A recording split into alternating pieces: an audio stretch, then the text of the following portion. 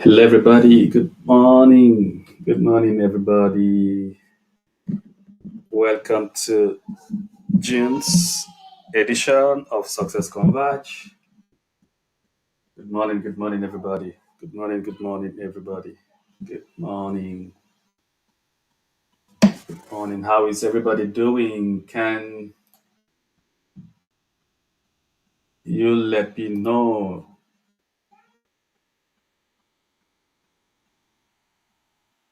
if you can hear me or see me? I believe you can hear me, and I believe you can see me.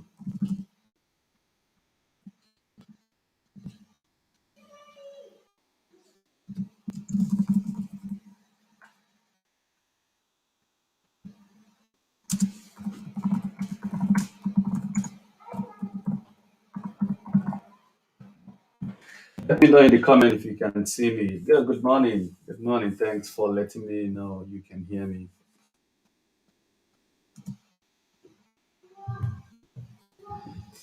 Good morning. Where are you joining from? I'd like to know where you're joining from.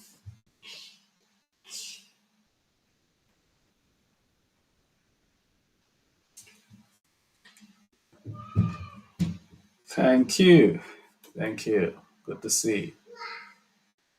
Good to see. I'll just wait for a few minutes and then we will be ready to go.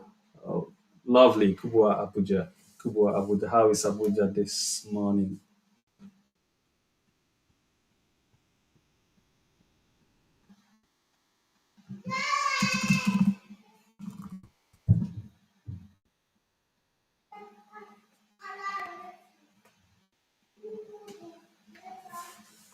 Thanks. I can see people are joining from different platforms.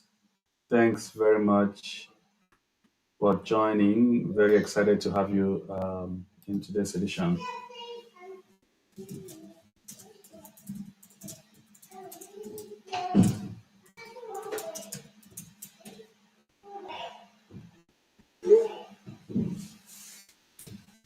All right. All right. I'll just wait for one more minute for more people to join. I can see people joining online on Facebook and on the webinar platform. Lovely, lovely, lovely, lovely.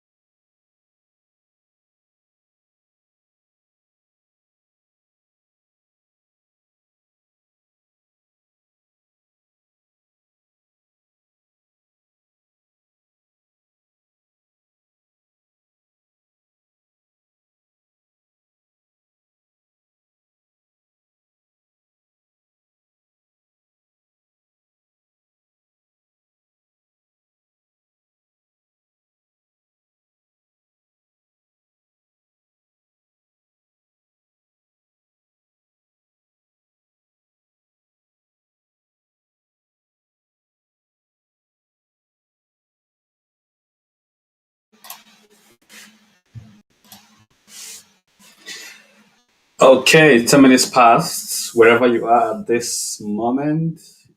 So it's time for us to kick off.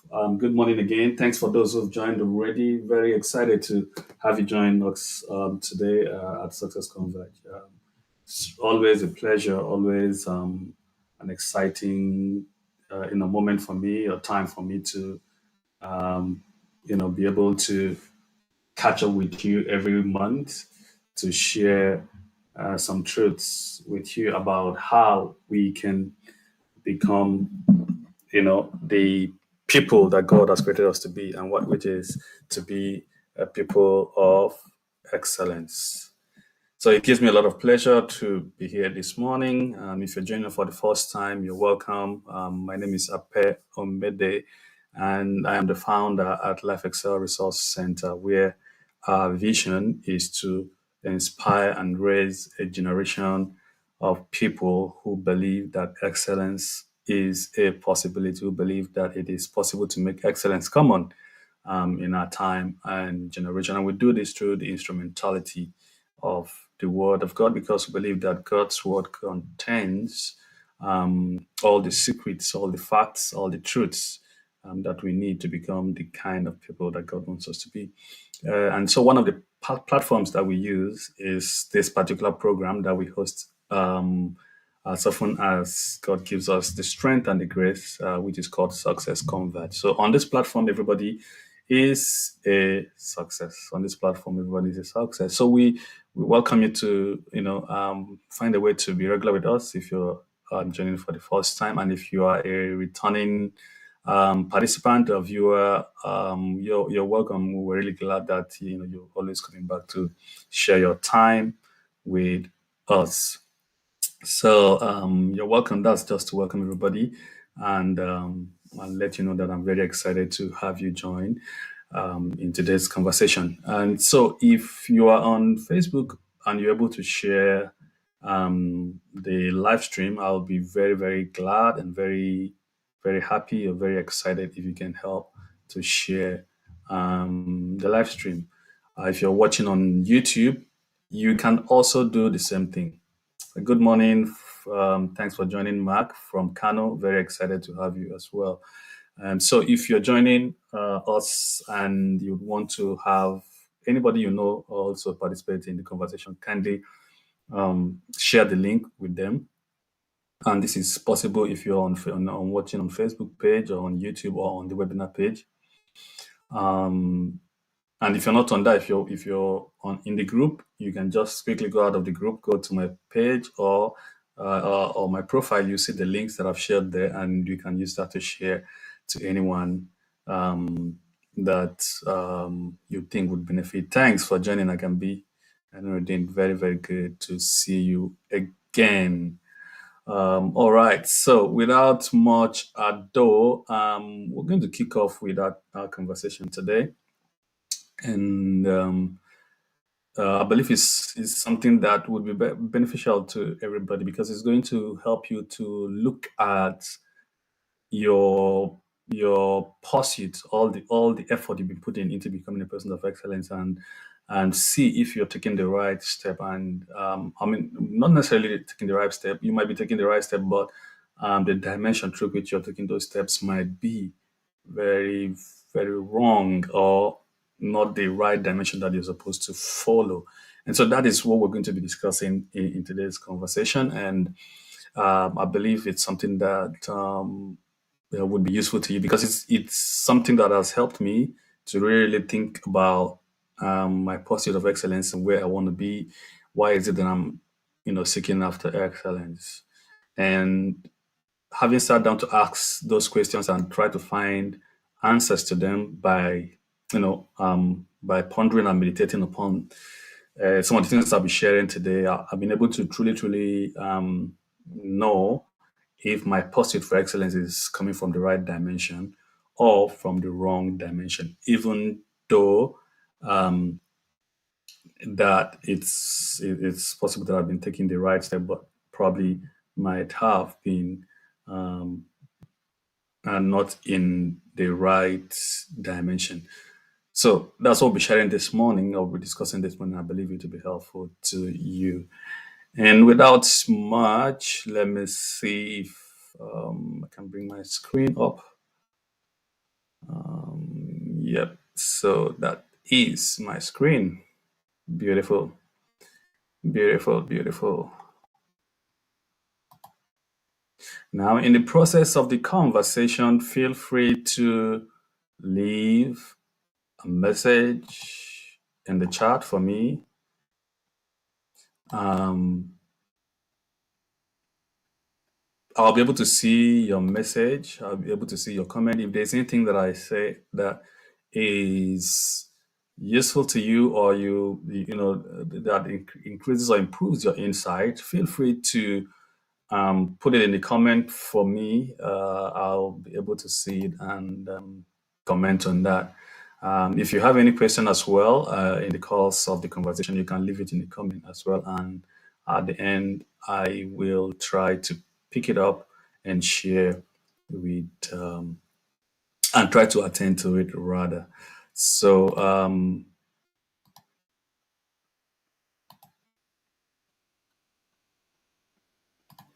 let me go back to my slide. There you go. Okay, so all right, I can be thanks for engaging with this session today. Okay, so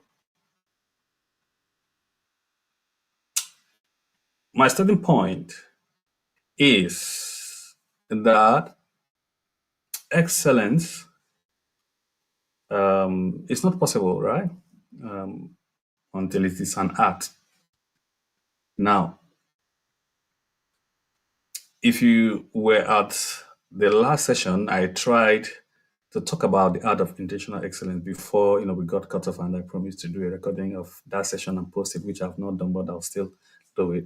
I tried to make it clear that the only way excellence can be possible is when it becomes an art, and we define an art as the application of human endeavor, the application of human skills, human talent onto a specific task, such that it will yield a result, a desirable result, for you or for a particular set of people.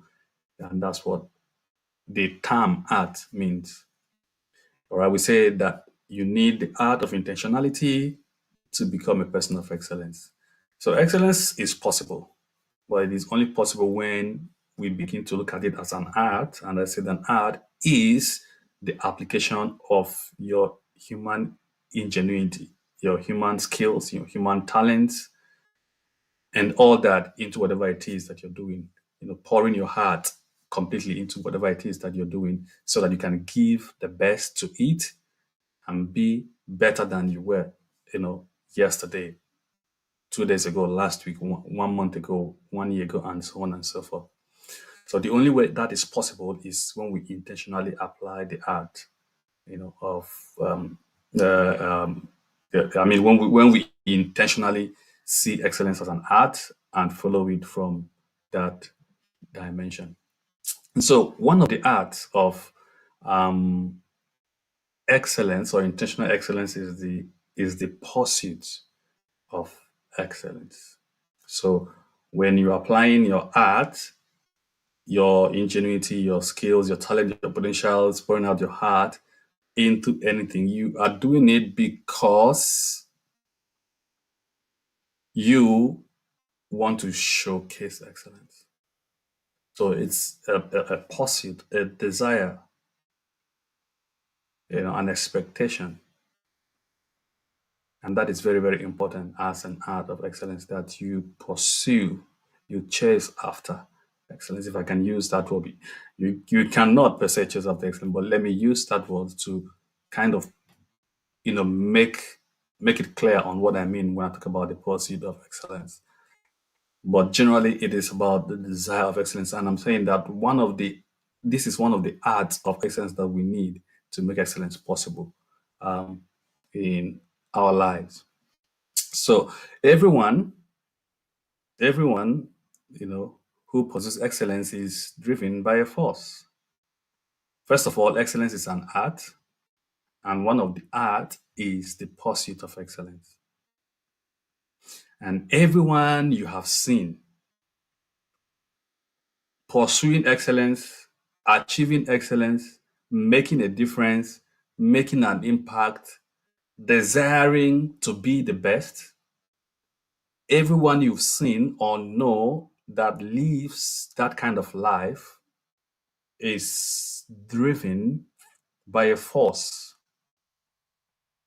because nobody wakes up and become excellent, and that is why you have to follow that pattern of knowing first there is an art, developing a desire to pursue, and then leveraging on the force that pushes you to pursue, that drives you to pursue. So everyone you know, think about anybody you know and you consider that person to be an excellent person. I can guarantee you that the reason why that person has maintained excellence is because they are driven by a force.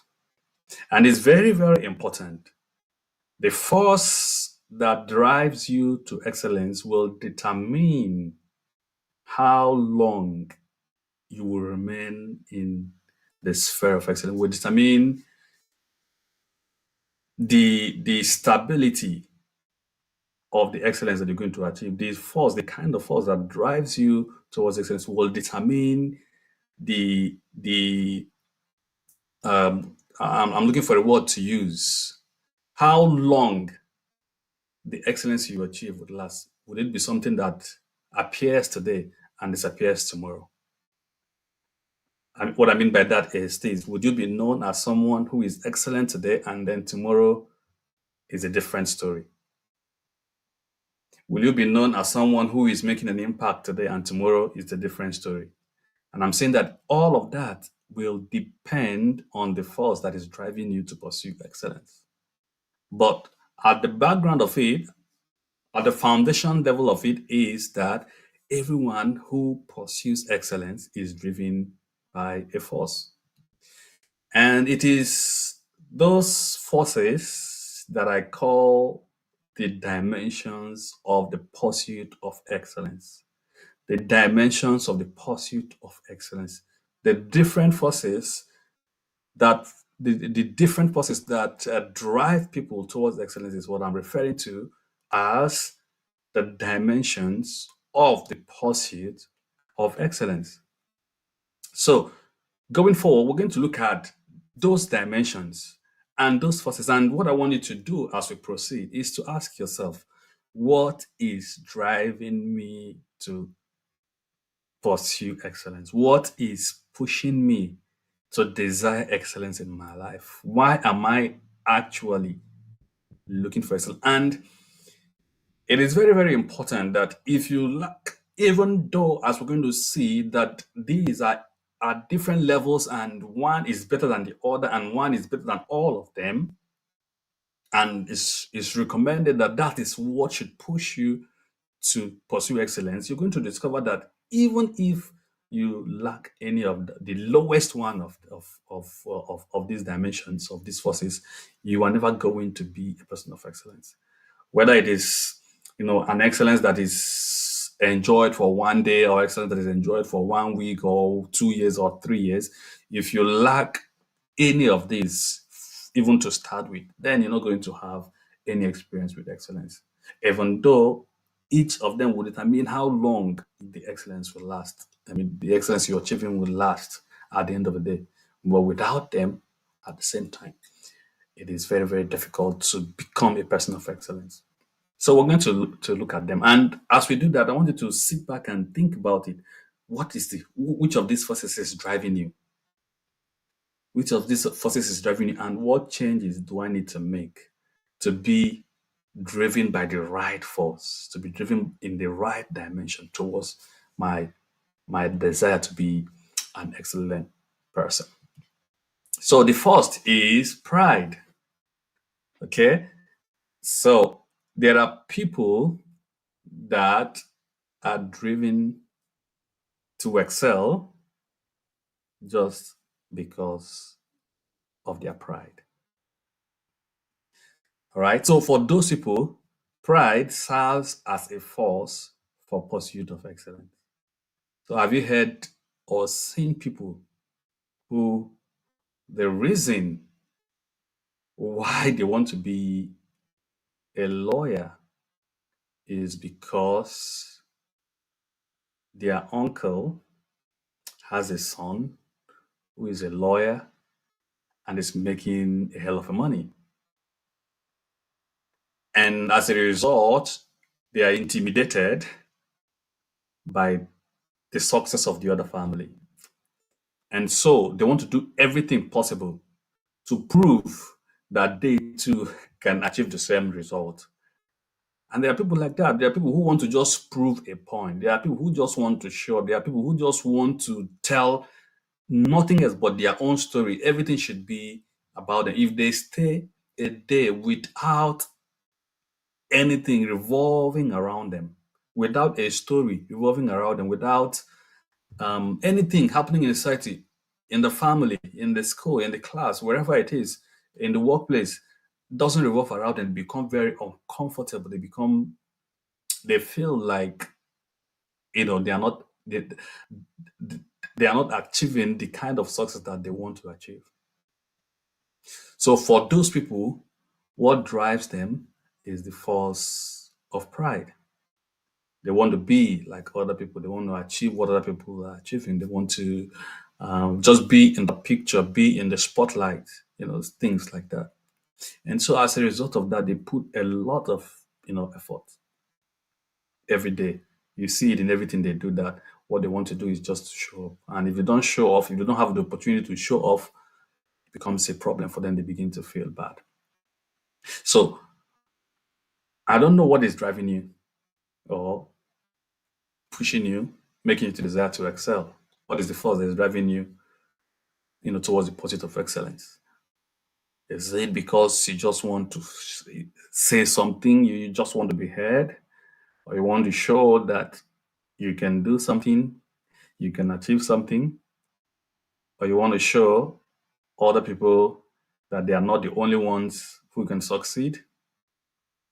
If that is what is driving anyone, then that person is being driven by the force of pride.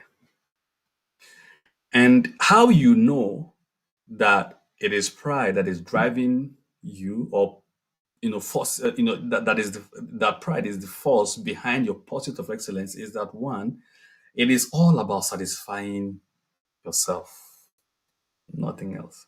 It's all about satisfying yourself. So people who are driven by pride to pursue excellence are doing it because achieving that will satisfy them. It will make them feel good. They want to be seen. And when they are seen, they feel good. They want to be talked about. And when they are talked about, they feel good. We don't want to make extra money. When they make the extra money, they feel good. Now, there's nothing wrong with making extra money. There's nothing wrong with being talked about. There's nothing wrong with achieving anything.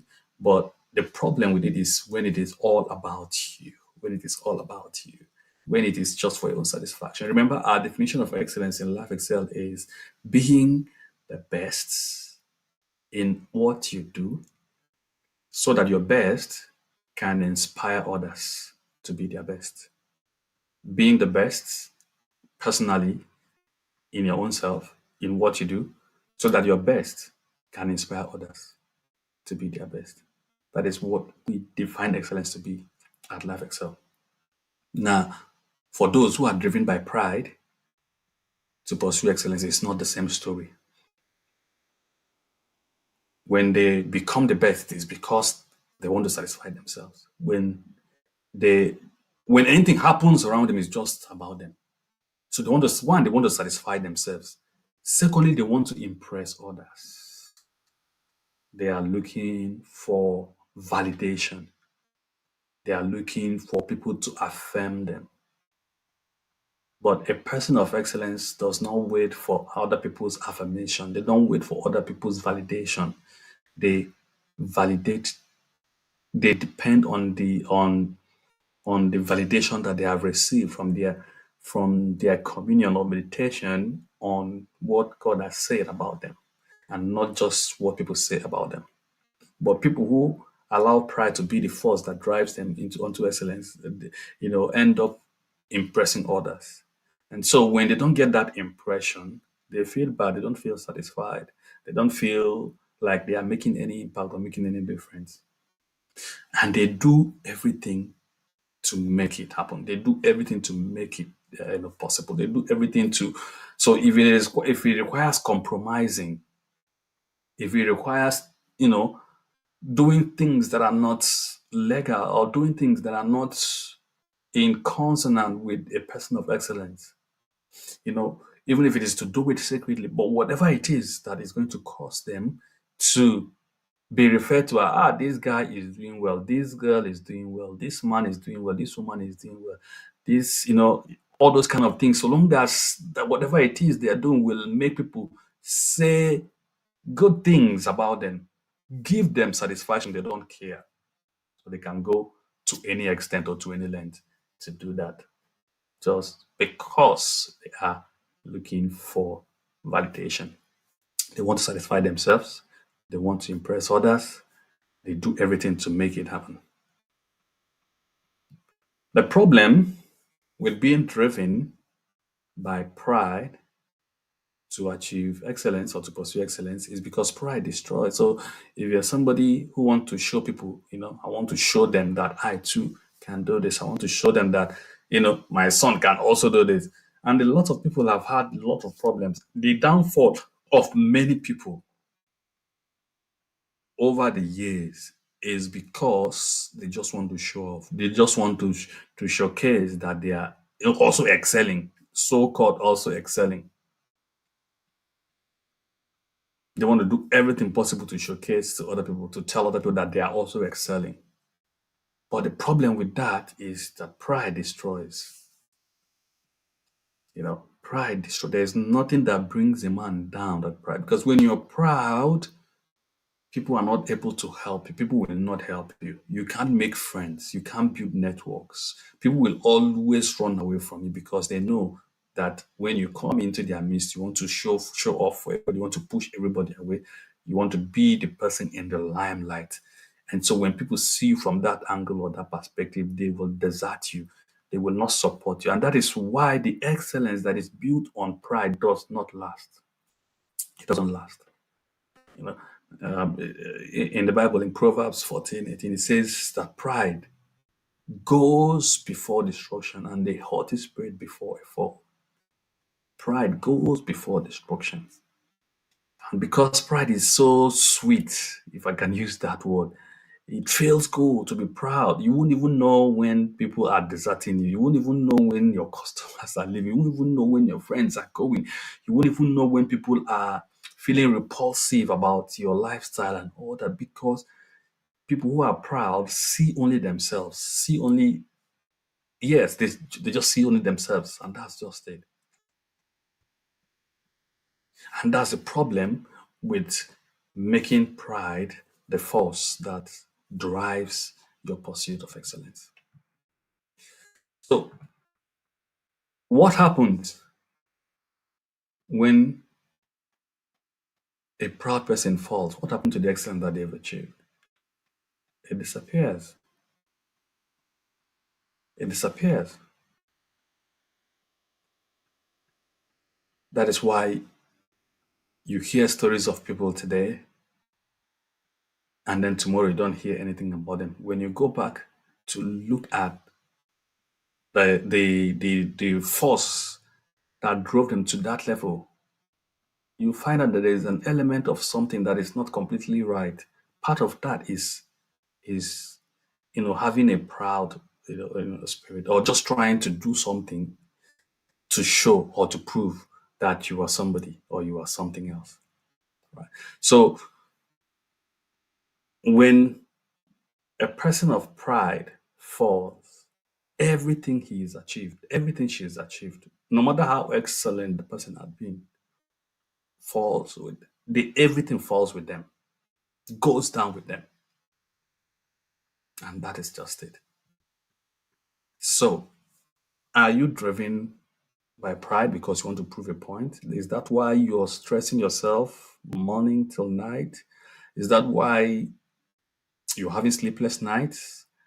Is that why you were, you know, getting involved in things that you know that normally you shouldn't be involved in them, but because you want to be known or regarded as someone who is making it by all means, you still go ahead and do it. But you know deep down inside of you that that's not what you want, right? Are you that kind of person? If you're that kind of person, then even though you're achieving excellence, it's not going to last because pride destroys. And when it happens, everything that is achieved based on pride will fall.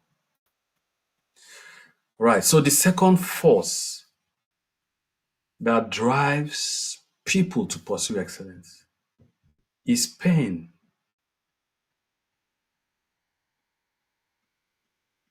The second force that drives people to pursue excellence is pain. The troubles, the challenges that they've gone through. And, you know, this is very, very important. And it's also dicey because we are in a generation or in a time where everybody tells you that your pain can be turned to a message. Your mess, yeah, the way we always put it is your mess can become your story. And that is true. That is true. Right. Your mess can become your story. Your pain can drive you to, try to be something different. So for example, if someone is failing and then suddenly gets tired of failing, right? The person at that point where you get tired of failing, the person begins to put an extra effort because the person is tired of failing and doesn't want to fail anymore. So they begin to put an extra effort.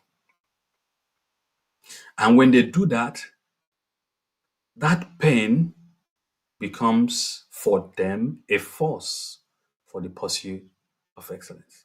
It becomes a force for the pursuit of excellence. And there are many dimensions, to it. When we look at our lives, we're going to discover that there are areas in our lives when we felt bad about a certain thing, felt bad about a certain situation, and we swore to ourselves that we will never allow that situation to come again. We will never allow that situation to repeat itself. We will never allow that situation to be our story again. We get tired of that circumstance. And so we begin to do everything possible to get out of that situation, to get out of that circumstance. Because that state of existence is a state of pain. So we're looking for an opportunity to move to a state of pleasure. And anytime someone wants to move from a state of pain to a state of pleasure, they put an extra effort. Their pursuit for that level of pleasure, is something else. It's at a level, tremendous level of effort, tremendous level of commitment, tremendous level of dedication to make sure that they don't remain in that level. And it's a good thing. But in as much as pain is a good thing, it has its limitation as a driving force for the pursuit of excellence. Number one is that it is one-sided. And so your pursuit of excellence will be one-sided. So you end up narrowing everything you're doing towards that pain, towards solving that pain. Every other thing in your life, every other thing around you does not necessarily matter. The people around you they don't matter. Other opportunities around you don't matter. What matters specifically is that, okay, I failed this course several times.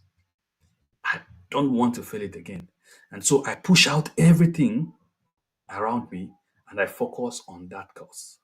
By all means, I want to pass this course.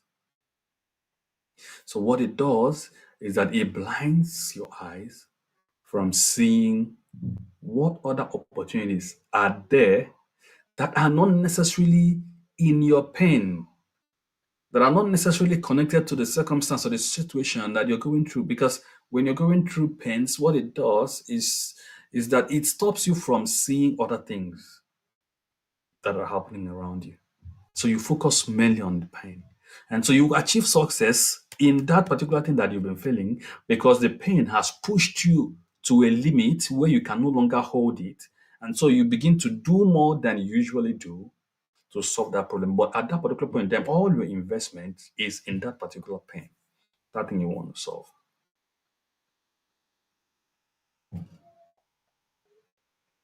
That is it. And that's not a good way to to pursue excellence, to make it just focus on one thing alone. The second thing with pain being a force of for the pursuit of excellence is that at the point it becomes a way of looking for a way out. You are simply looking for a way out. That's just it. You're simply looking for a way out. Because when it drives you to your limit, when the pain or the troubles, the trial, the discomfort, the displeasure pushes you to a limit, you put effort into it, into coming out of it, rather. And when you eventually come out of it, you will realize that your commitment will drop. You realize that your effort will drop. You realize that all the things you used to do just to get out of that painful state or painful situation will disappear because what you've been looking for is not necessarily excellence. What you've been looking for is a way out.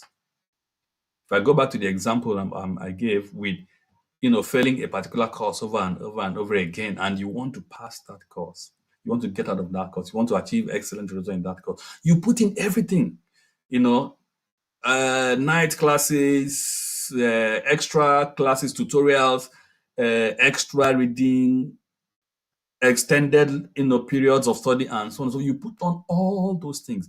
But do you realize that as soon as you pass that course, you never go back to extended study hours. You never go back to night classes. You never go back to extra tutorials and so on and so forth. Meanwhile, those things are not just important to that particular circumstance alone.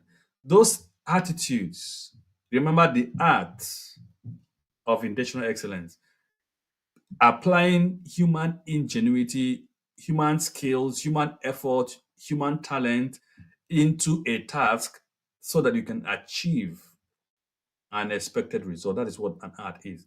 But when you look at it from the angle of pain being a force that drives you to pursue excellence, you're going to realize that even though you have those arts, you apply them at that particular point, you solve that problem, and then you drop them because you don't apply intentionality in the process of your excellence. So the only thing is, I want to solve this problem, and when I solve it, I move away.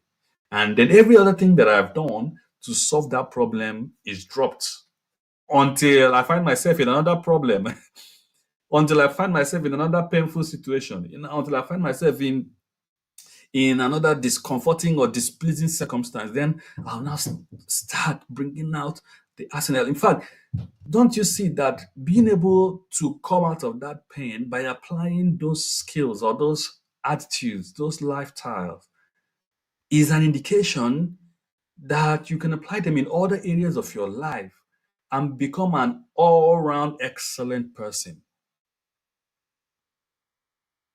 And become an all-round excellent person. So instead of being a one-sided excellent person looking for a way out, you gain your way out, but you apply the skills, the expertise, the attitude, the talent, the potentials into other areas that you don't have pain in, but you are comfortable in them.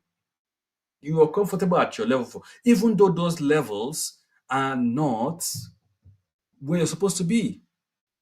So let's say you're not failing, there's a course, you're not failing, you're just passing it, you're scoring 56, let my people go.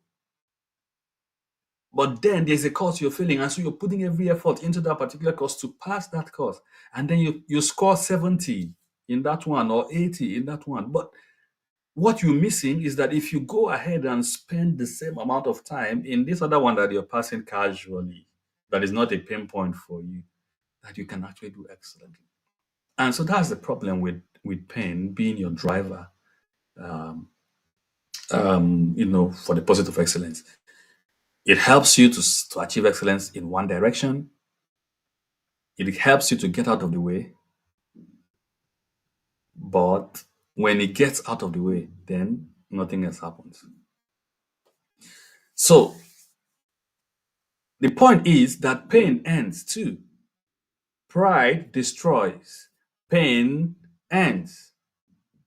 Look at what this man Jabez said, or what the Bible says about Jabez. It says that Jabez cried out to the God of Israel. He said, "Oh, that you would bless me and enlarge my territory. Let your hand be with me and keep me from harm so that I will be free from pain." So this guy was in a painful situation. He didn't like it. He couldn't withhold it anymore. And so he began to pray.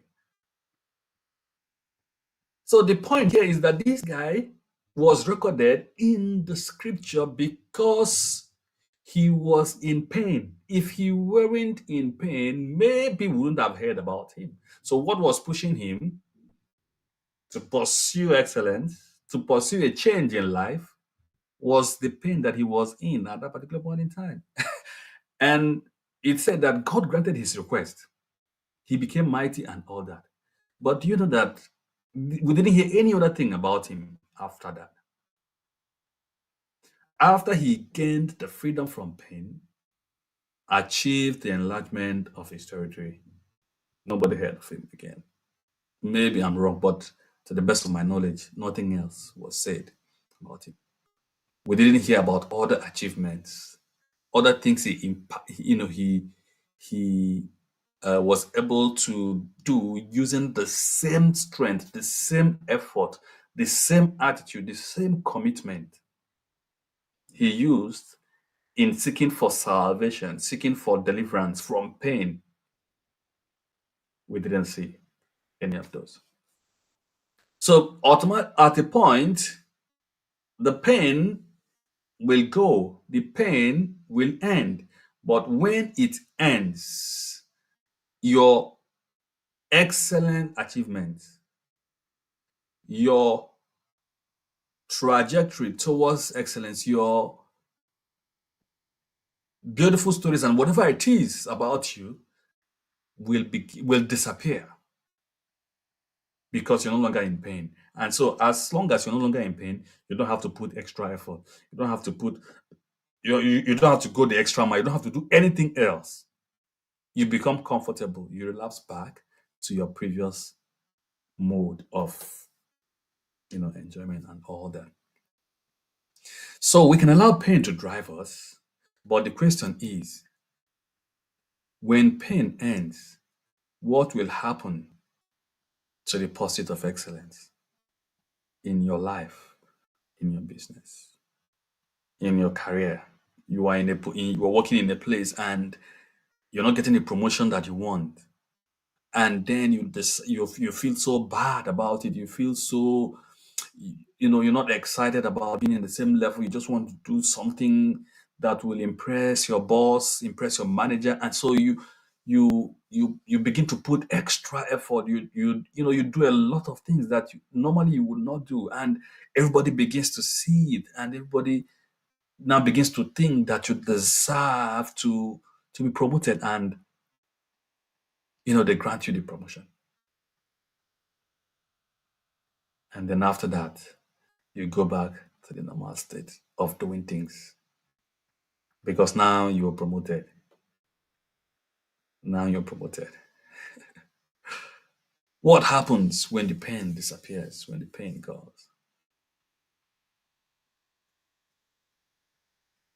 What happens when the pain is gone? The third force that drives people to pursue excellence is passion. And passion is a beautiful thing. When passion is a force for the pursuit of excellence, it's a beautiful thing. It's wonderful. It's exciting to wake up and feel an energy about something you want to do with your life. Feel an energy about something that you want to make a difference about. It's a good thing if you can find yourself in that place. So long as, from the progression now, you're going to see, you've seen already that people can be driven by pride to pursue excellence. And some people are there at that level and it's working for them. But it's not a perfect place to be in the pursuit of excellence. People can be driven by the pain, the hurtful situations, the displeasures, and all that. Somebody was rejected because people think that she's not educated, and then she decides to go to school to become educated. A guy may be rejected because he feels that he doesn't have the build that ladies want. He goes to gym and builds up himself and all that. So all those things are good. You move from pain to a place that is better. But the same thing also is that when the pain goes, you go back to your normal self. You go back to the things you used to do before, the normal life, the same level every day, every night, and all that. So pain is better than pride, because you're not just trying to impress people or trying to um, satisfy yourself alone.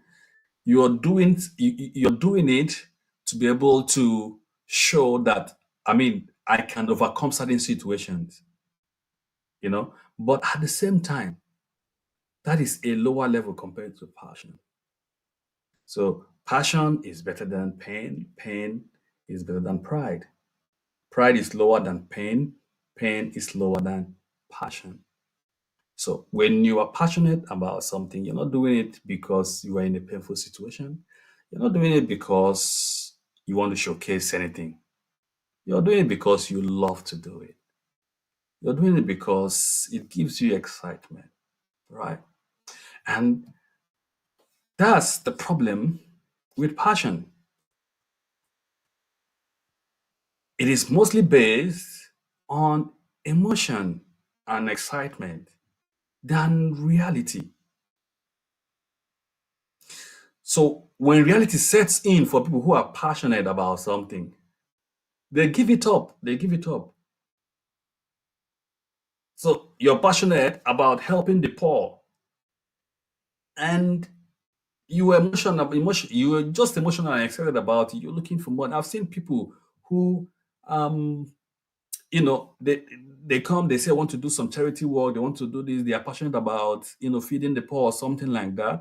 And then when the reality of what it takes to do that falls on them, becomes clear to them, that excitement goes, that emotion goes.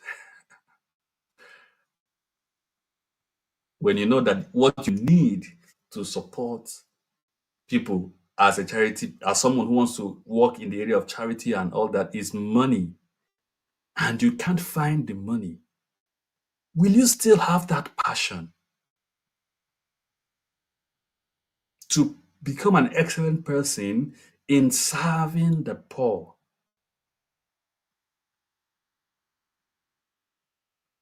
When you're passionate about something and you tell yourself, this is what I'm going to do with my life, all the days of my life, this is what I'm going to spend my time and everything to do. And you realize that the training that is involved in becoming a doctor, you want to serve people as a doctor, helping them to overcome health situations and circumstances. You're not doing it for yourself. You don't have any sickness you want to cure of yourself. You're not doing it because you want to show that, you are the first doctor in your family and all that.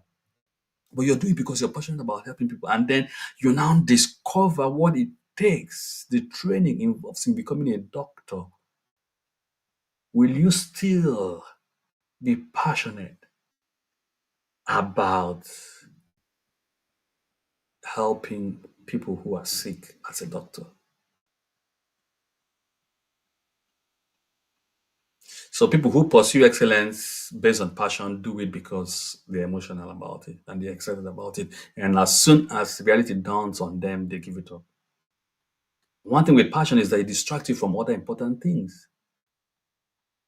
It distracts you from other important, just like pain holds you back and makes you focus on other areas that you don't have pain in, that you're supposed to also invest your skills and expertise and energy and whatever to build up, also to excel in those areas. But because you don't have pain in those areas, you don't focus on them.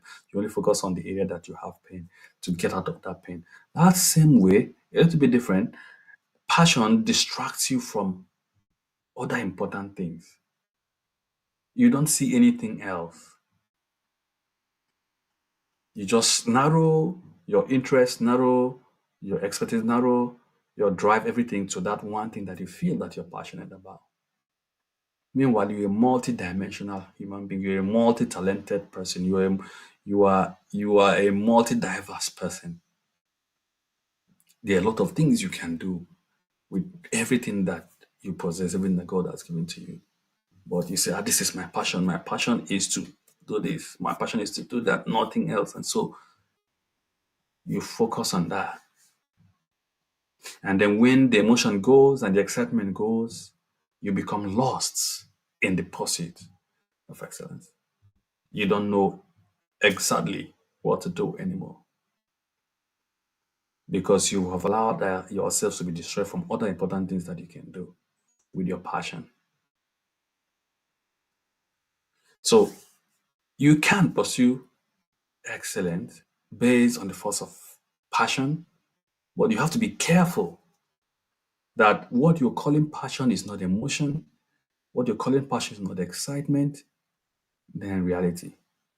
So you see someone who is achieving success, a good writer, writing on Facebook and making it on Facebook, and you think that is just by waking up and become an overnight success in that particular area, and say, oh, I'm passionate about writing, I'm passionate about this and that. And then you go into it and you realize what it takes to build a followership of 2,000, just 2,000 followers. You know what it takes, and you'll be like, oh my God, this, I'm not cut out for this. I'm not cut out for this. So when you say you're passionate about something and it's the driving force for you to be a person of excellence in that thing, you have to be clear that it's not your emotion, it's not your excitement, that you've sat down and you've thought about it clearly. And that is what you want to do. And as you do it, you are not closed minded. You're not closed minded. You're not allowing yourself to be cut off from the reality of other things. You're open minded to what other direction can my passion lead me. Because what might be exciting to you today might be something that is connected to the real thing that you're supposed to do with your life. It might be connected to the real thing that is supposed to do with your destiny. But if you're not open to the direction that the passion you have today can lead to going forward, then you might end up cutting yourself off from the exact place that you're supposed to be in your journey onto the pursuit of excellence. So we see in Revelations 2 about a church, and an angel was telling them, he said, I know your deeds, your hard work, and your perseverance, and so on and so forth. But towards the end of the fourth verse, he said, yet I hold this against you. You have forsaken the love you had at first. And what does that mean? It means that passion dies or changes. And that is why I said previously that you need to be open-minded, because as you get to know about things around you, as you get to understand yourself, as you get to understand how things work, what you are passionate about might eventually, change. It might eventually change, but you need to be open. to be sure of where it's leading you. But for someone who is distracted from other important things, definitely you're going to get to a point where the passion you have dies. And you're going to get to a point where the or where the point get to a point where the passion changes. Just like this particular church that was being addressed, hard work, they were there, perseverance, they were there, rejecting false doctrine, they were there. Every good thing you can think of was happening with them. But it came to a point, and they were doing that because they were passionate about all those things. Everything was going smooth, right? But when challenges come, when the passion stand the test of those challenges, you know, and it says that they have forgotten their passion. They've left their passion, what they were doing before, which was hard work and perseverance and so on. So they've left it. And so they are no longer pursuing excellence. They're no longer pursuing excellence because what was driving them to pursue excellence in the first place is gone. It disappeared. And so it becomes a problem. So your passion dies or changes. And the question then is, what happens when your passion dies or changes to your pursuit of excellence? Especially if you're someone with a closed mind. If you're someone who is not open to other things happening around you. You say, I'm passionate about being this, and then I have students I work with in the Scholarship Mastery Academy. And when they come, they will tell that what they want to do is aeronautical sciences. Aeronautical sciences. And I don't have problem with that. I'll be like, okay, that's great. That's beautiful. I can see you are passionate about aeronautical sciences. Let's go for it. And then we bring out the requirements for admission to study aeronautical sciences. And suddenly the passion dies or the passion changes. For those who have open mind, we will be able to navigate. See, okay, you are interested in aeronautical sciences, for example. What else can we do? Having seen that this one you want to go for is impossible, you can't go for it. But what else can we do that will not take you away so much from aeronautical sciences, but not completely aeronautical sciences, that you might be interested in, that you might be passionate in, and that might open doors for you in the future?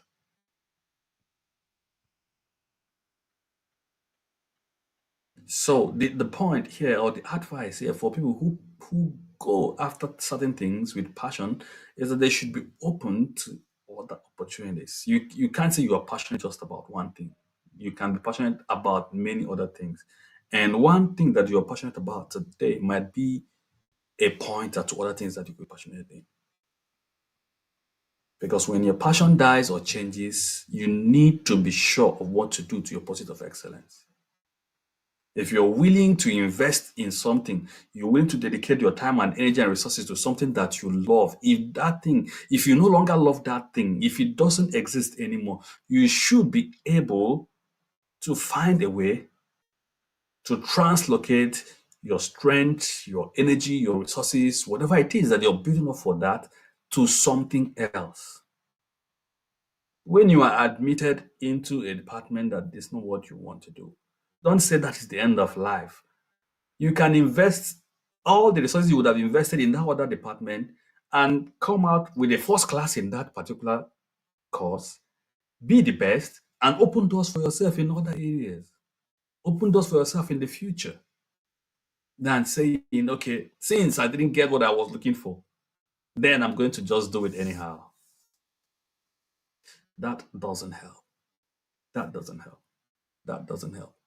So, from pride, you need to move from pride as a force driving you to pursue excellence to pain being the force driving you to pursue excellence. And then from there, move to passion as a force that's driving you for excellence, so for the pursuit of excellence.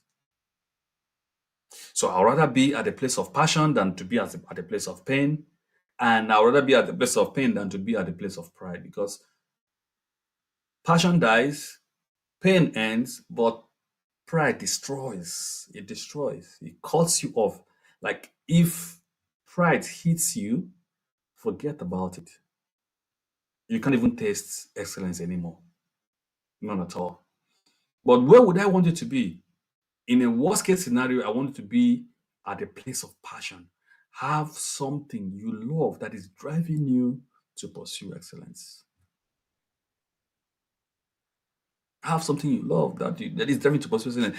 If you are in a relationship with somebody that you love, you do everything. You buy the best clothes for them, buy the best watches for them, best shoes, take them to the best restaurants, and all that. At least, you do all those things for them.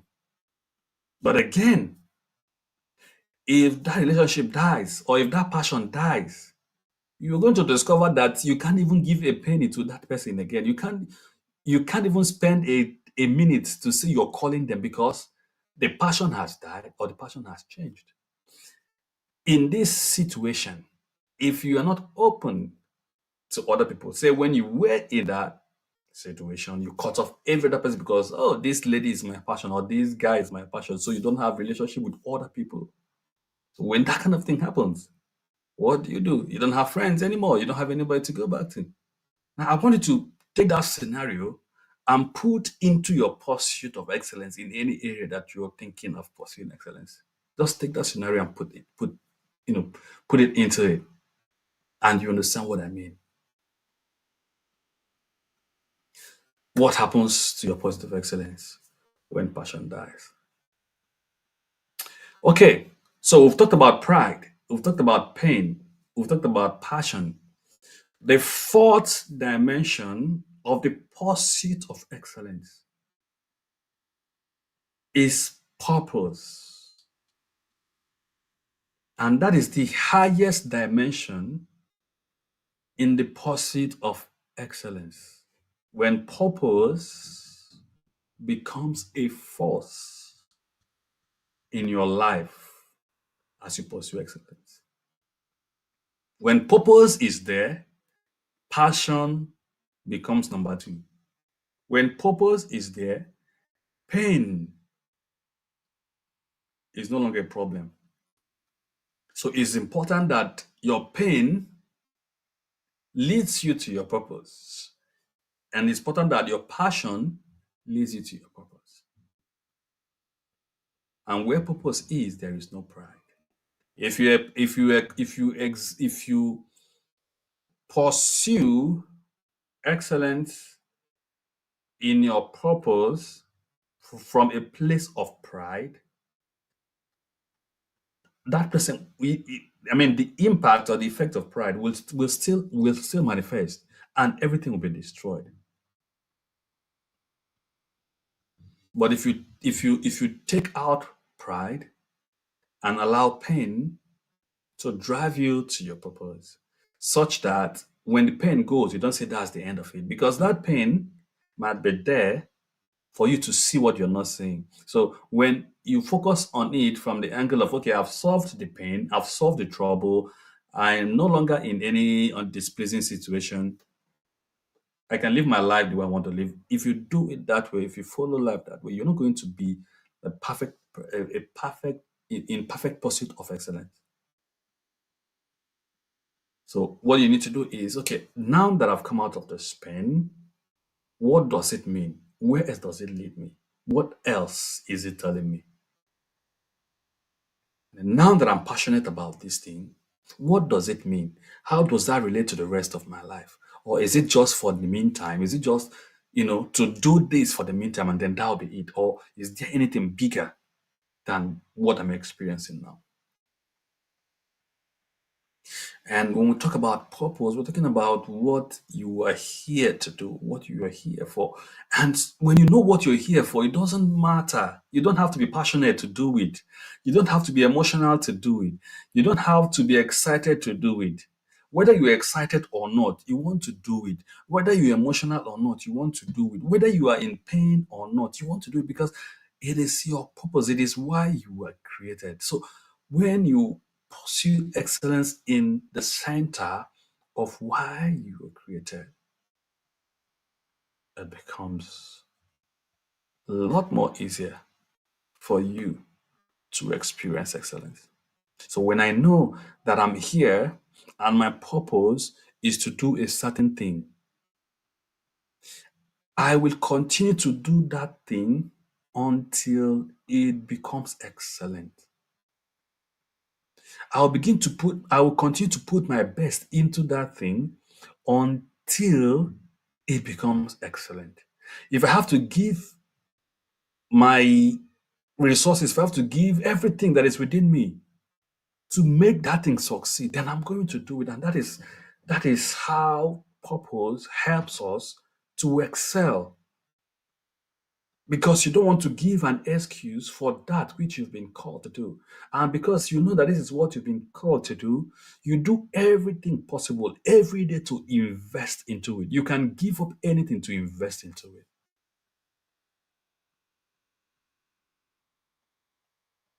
You can give everything to invest into it. And so where is the best place to pursue excellence from? The best place to pursue excellence from is from the place of purpose. So for me, I believe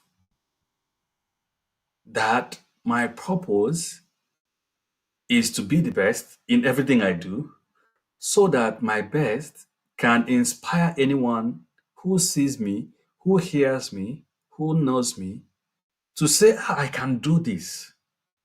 If this guy from this village, now, this is not, I mean, whether that person is picking it up from the place of pride, that's their business. But the most important thing is you're not doing it for pride, to showcase yourself, to satisfy yourself, or to impress others. You're just doing it because you know that when you do your best, others will be inspired to do their best. That's just it. So for me, I understand that that is what I'm here to do. So I go ahead and do it. And so every day when I'm doing anything in my place of work, in my work with other people, outside my place of work, in my relationship with people, I try my best to showcase my best in that thing so that they can look at it and say, "Oh, if this person can do it, then I can do it." And so they can go back and try to do it because they see someone who is doing it. So you are a doctor. You are doing your best to give that treatment or to give that medical advice to that patient in such a way that when that patient leaves, that patient, in fact, it is even from your communication with them that their healing starts. And then they go back and say, "Ah, I never knew doctors can be this good. I will do my best to make sure that one of my child becomes a doctor so that he or she can also deliver the same level of help to other people." You are a teacher. You are not just in the class to, to write on the board, speak, blab, anything you want to blab, and then go out. No. If your purpose is to communicate knowledge to people as a teacher, know that there is a student that is there, that you can do your best in such a way that that student will look up and say, "Ah, there is nothing else I want to do than to be a teacher." And in fact, this happened to me. The reason why I became a teacher is because I saw a teacher who was living in his purpose, literally living in his purpose. And I felt like, oh, I can actually find purpose in this profession. And so that was why I chose it.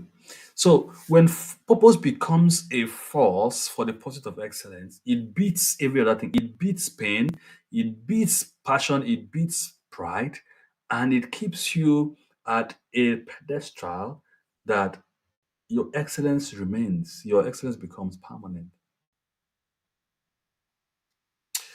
So when excellence it becomes a force for the pursuit of excellence, for the pursuit of when purpose becomes a force for the pursuit of excellence, you then begin to understand that it is in your purpose to excel.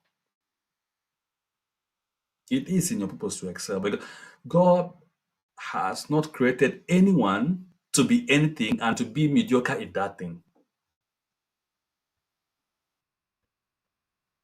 God has not created anybody to become anything, to be a mediocre in that thing. So it is in your purpose to excel. God has created you to be a person of excellence.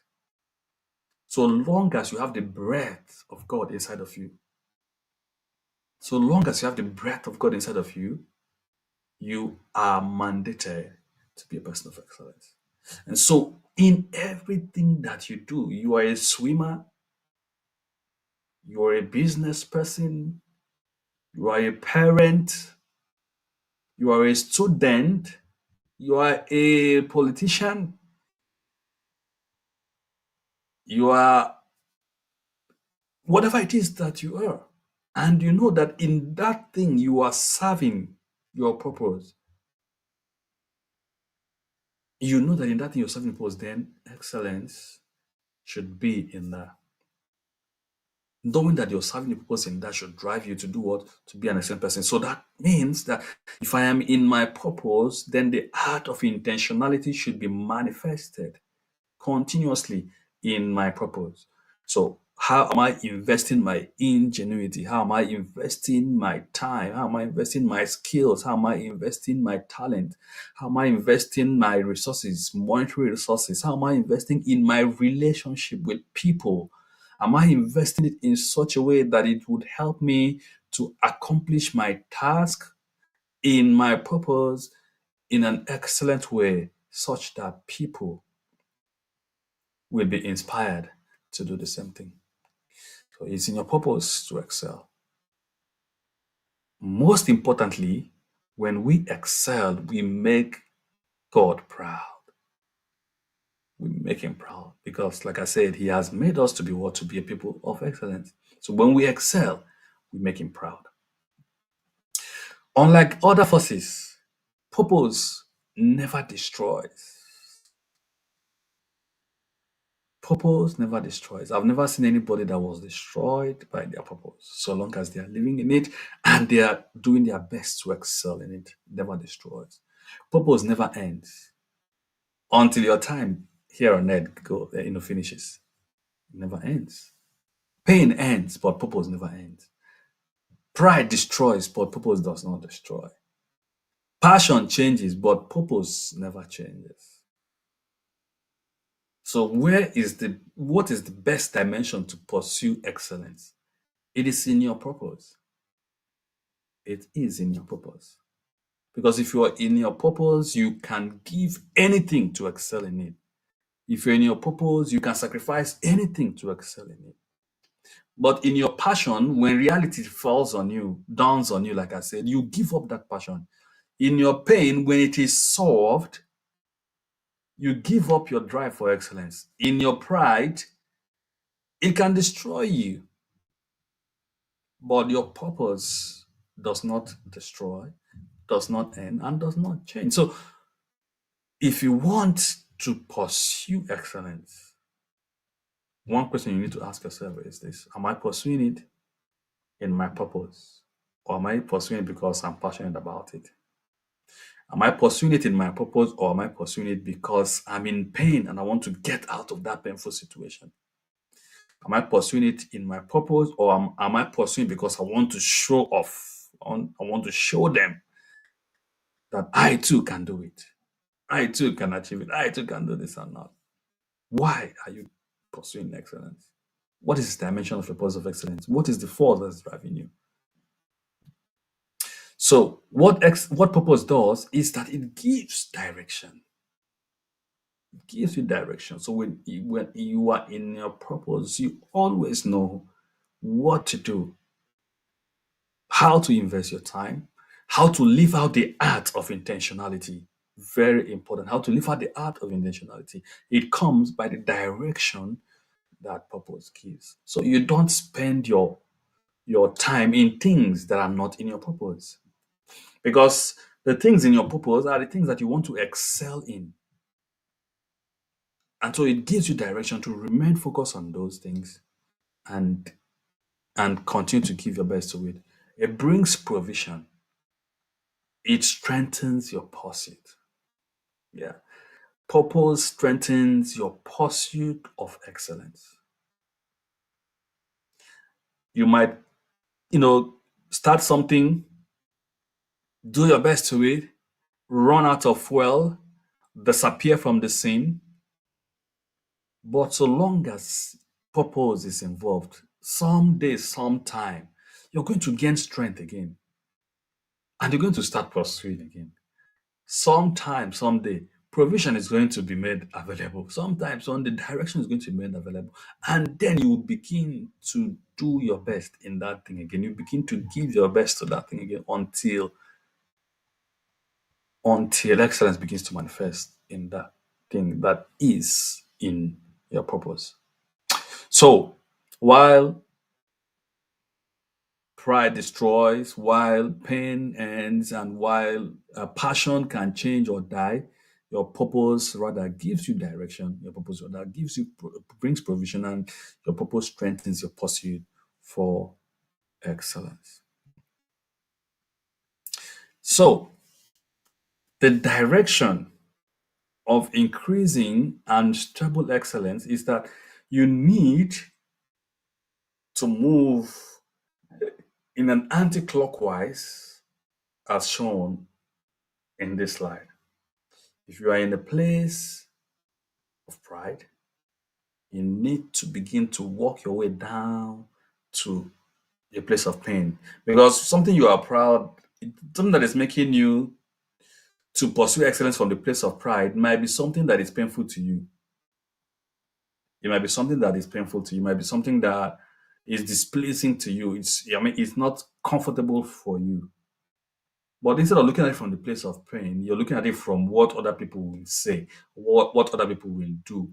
You're looking at it from a selfish angle. So you're approaching it from the place of pride. You need to ask yourself, what is it that is troubling me? What is it that is making me to invest so much into people seeing me? What is it that is making me spend so much time so that people can see me? And then if you discover it, you move down to a place of pain. So it might be something that you don't want anymore. You can approach it from there. And now, if you are in a place of pain, you need to walk yourself up to a place of passion. Oh, yes, I'm in a place, this thing is a pain to me. This thing is my testimony. This thing is my story. This thing is my mess. Is my mess. But what is the message in it?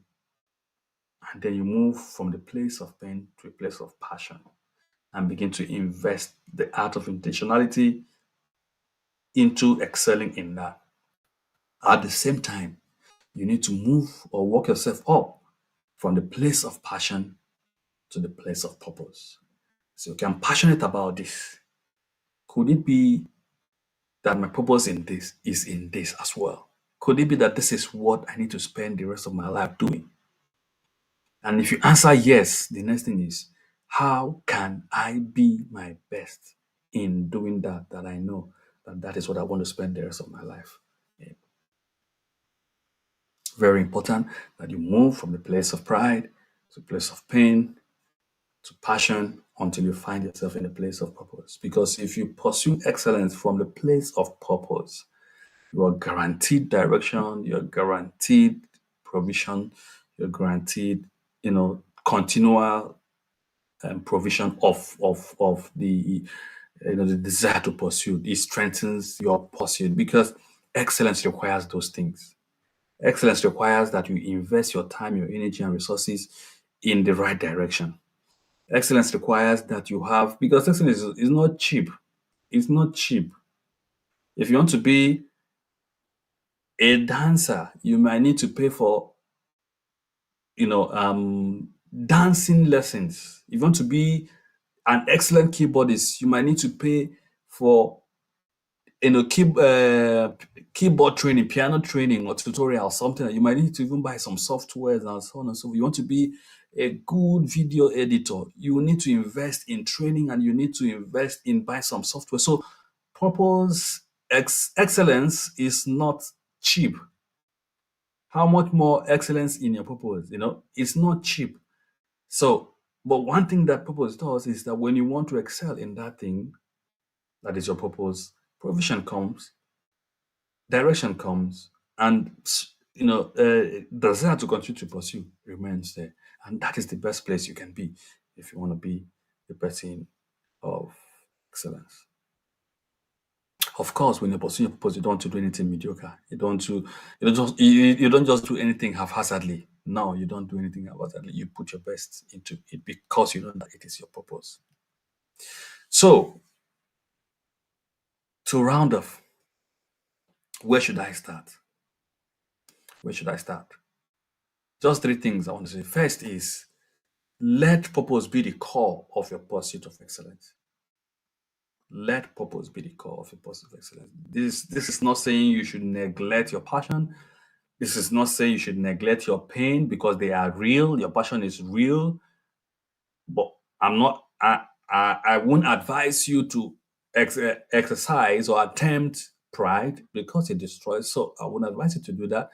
But this is not to say you should neglect pain and passion, but trying to say that the most important thing in the pursuit of excellence is your purpose. If you can connect your purpose to being the best, you're going to see a transformation in whatever it is that you're doing. If you identify what it is that you're here to do and you put your best into it every day, investing your resources, your time, your energy, your relationship, and all that into it is going to make a difference. So the first thing to do, where to start is to let purpose be the core of your pursuit of excellence. Number two, thing you need to start doing is to desire and pray for the spirit of excellence. You need to pray, you need to desire the spirit of excellence. There's a spirit called the spirit of excellence. If it comes on you, or if you connect with the spirit of excellence, you're going to see a change. And of course, one of the things that happens with the spirit of excellence is that it will begin to your eyes will open to see that you've been living a mediocre life. Everything mediocrity will begin to irritate you, because that's how I know when I begin to operate in the level of the spirit of excellence is that everything around me becomes like my eyes are open to see that things can be done better, things can be improved on, and there's also a deep understanding or a deep wisdom on what to actually do for that thing to become better, for that thing to be better. You begin to realize some level of knowledge, level of understanding, level of wisdom that can be applied to experience excellence. But that comes when you desire and pray for the spirit of excellence. So the second thing I want you to do, if you want to live in the fourth dimension of the pursuit of excellence, is to desire and pray for the spirit of excellence.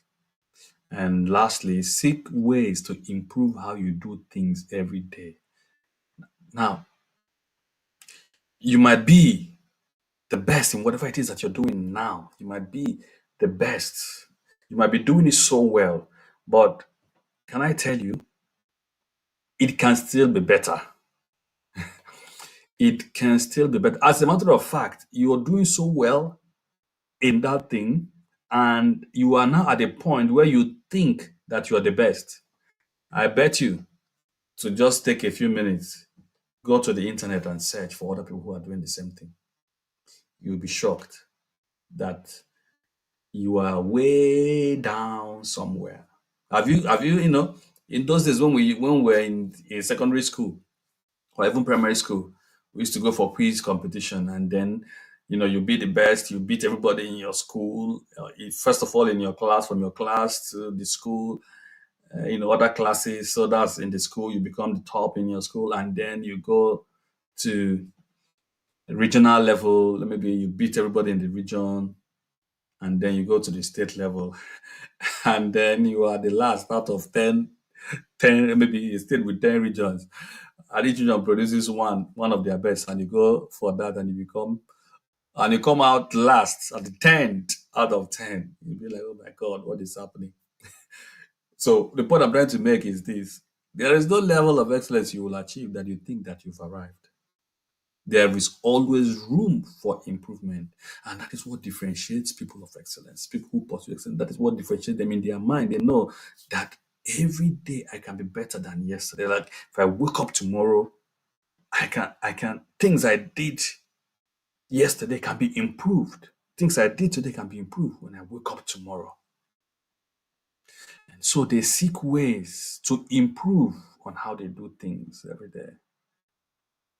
And I mean, for the things around me, I'm always looking for ways to get better. So as a researcher, I'm looking for tools every day. I'm looking for tools that can help me to write literature review faster, that can help me to do statistical analysis faster, that can help me to find ideas faster, help me to collate information into one place faster, and so on and so forth. Faster, easier, and all that, so that I can do them more efficiently. If you're a doctor, you should find ways to solve health issues faster, quicker, and safer. If you are a business person, you should find ways to maybe get customers quicker, faster, and serve them also better. Every day, you can find new information, find new ways, new ideas to improve what you're doing daily. So, where should you start? Number one, let purpose be the core of your pursuit of excellence. Number two, desire and pray for the spirit of excellence. And lastly, seek ways to improve how you do things. So, thanks everybody for joining me. That's where I draw the curtain for today's presentation. And I'm going to go to the comments and see what is there. Thanks everybody for joining, and nice to have you up until this point. So let's see in the comment. Yeah, excellence built on pride does not last. There is no sustainability in the success built on pride. Pride repels helpers. Yep. Pride also destroys genuine followers. Thanks everybody. Pain ends too, and pride destroyed. Passion is a beautiful thing. It is so good to be here again. Thanks, Josiah. So good to see you. Yeah, passion distracts one from the important things when it becomes your focus. It closes you up from seeing other opportunities. There is no pride where there is purpose. Yeah, purpose helps us to excel. Pride and purpose are invisible in the pursuit of genuine excellence. Thank you. Excellence is a mandate. Totally agree. Excellence is not cheap, not at all. Thank you, Phillips. Thanks for joining. Thanks, Josiah. I'm glad you got some value. Thank you so much for sharing and always been a blessing. Thank you very much. Can't see your name, but yeah, thank you for joining. Thanks for the wonderful presentation. So thank you very much. I appreciate it. Thanks everybody who has joined, and thanks for all the comments. Really, really, really appreciate it. I'm glad that you were also sharing your own views also. Thanks, Vincent. Good to see you. Glad to hear or know that you learned a lot as well. Yeah, thanks, really, I appreciate it. Thanks everybody who has joined.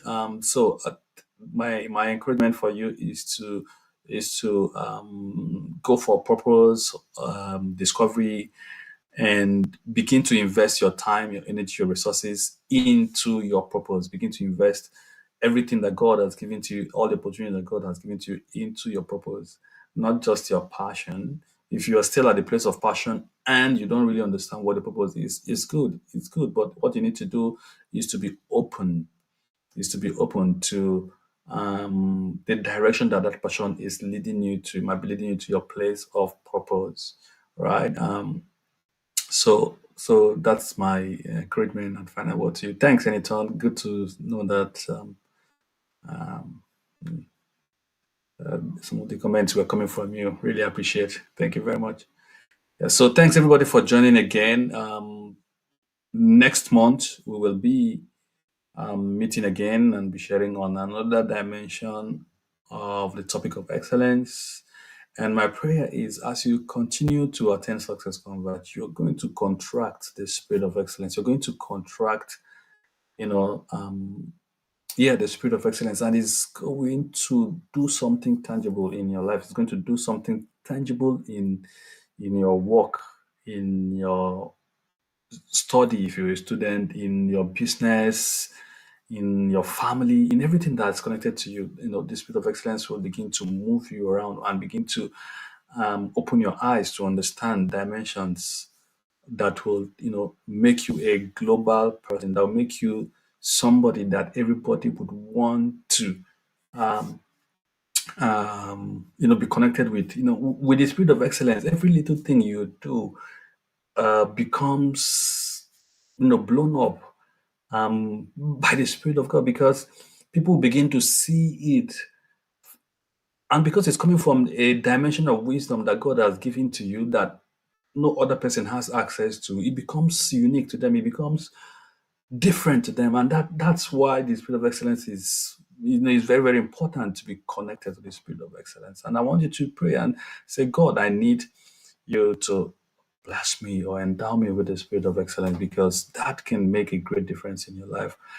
Sometimes I see myself in the midst of some people, and I do some things and I'm not really, really excited about it. I'm not really like, I feel like this is not the best that I can give to it. But then people will say, oh, well done, you're doing well, excellent, this, that. We appreciate your effort in this. You're really giving your best to it. And I'll be like, oh my God, really? Really? I just thought that I was just not doing much that I needed to do, but that's how the spirit of excellence works. It